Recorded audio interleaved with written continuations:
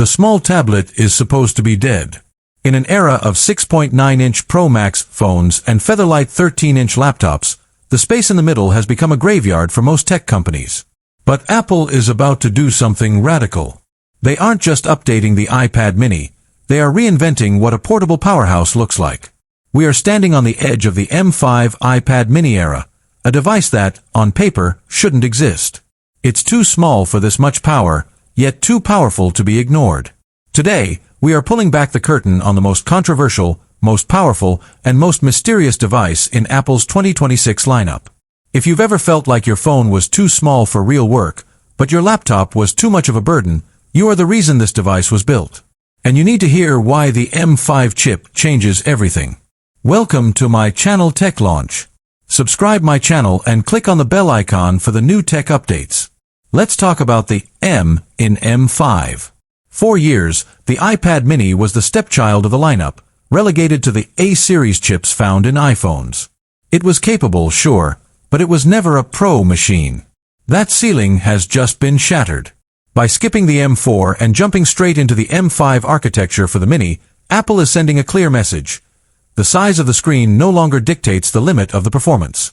The M5 chip, built on the second-generation 2-nanometer process, brings a level of thermal efficiency that finally makes a Pocket Pro possible.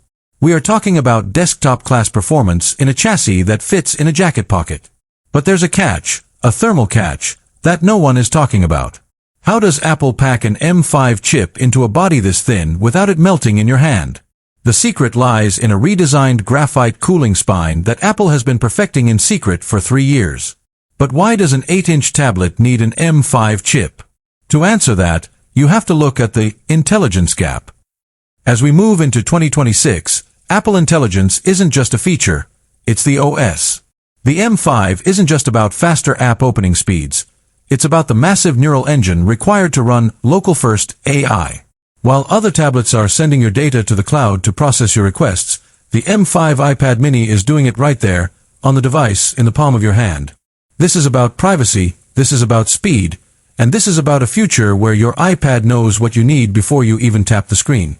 Imagine a device that can live translate a conversation, edit 8K video proxies, and generate complex code, all while you're sitting in a coffee shop using a device no bigger than a paperback book.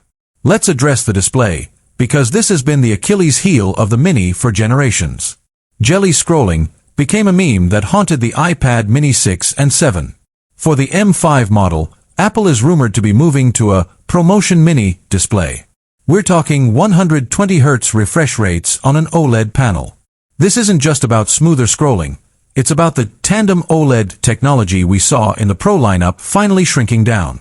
The blacks are deeper, the peak brightness is hitting levels that make outdoor use actually viable, and the responsiveness makes the Apple Pencil Pro feel like real ink on real paper.